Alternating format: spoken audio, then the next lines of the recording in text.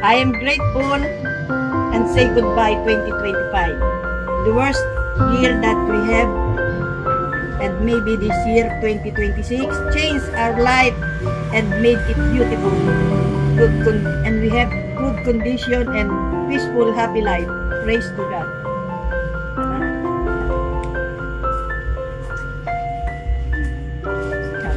I am grateful for itong 2025 ay lagi kong kasama ang aking mga anak at mga apo.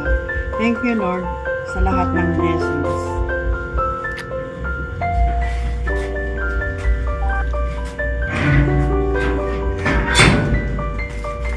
I am grateful for this new year and every single special moment, spending time with my friends and family. Welcome 2026. I am grateful for so many things na hindi lang kakasya sa paper, kaya everything na lang. I'm grateful for new opportunities and happiness and people in my life. And my wills are money, good health, peace, and happiness, and good care. I am grateful for my family, friends, my pageants, my phone, my achievements, being able to get through another year, good grades, and money.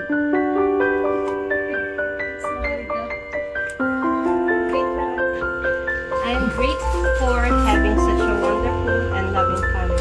This coming 2026, hoping to continue striving whatever happens, stable work for me and my husband.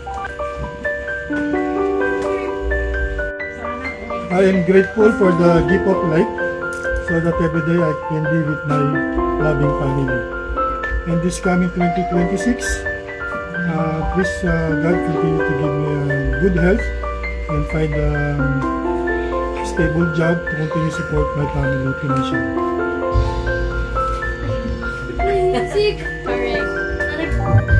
I am grateful for having a wonderful family that love each other.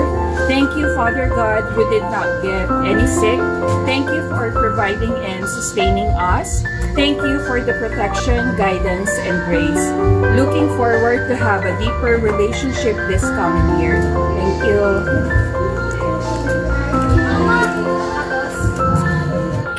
I am grateful for 2025. It's a great reminder for all of us that everything happened for a reason. So all the things that have happened to my life this 2025 is a great blessing, even though all the things that happening are not part of my plan but God's plan.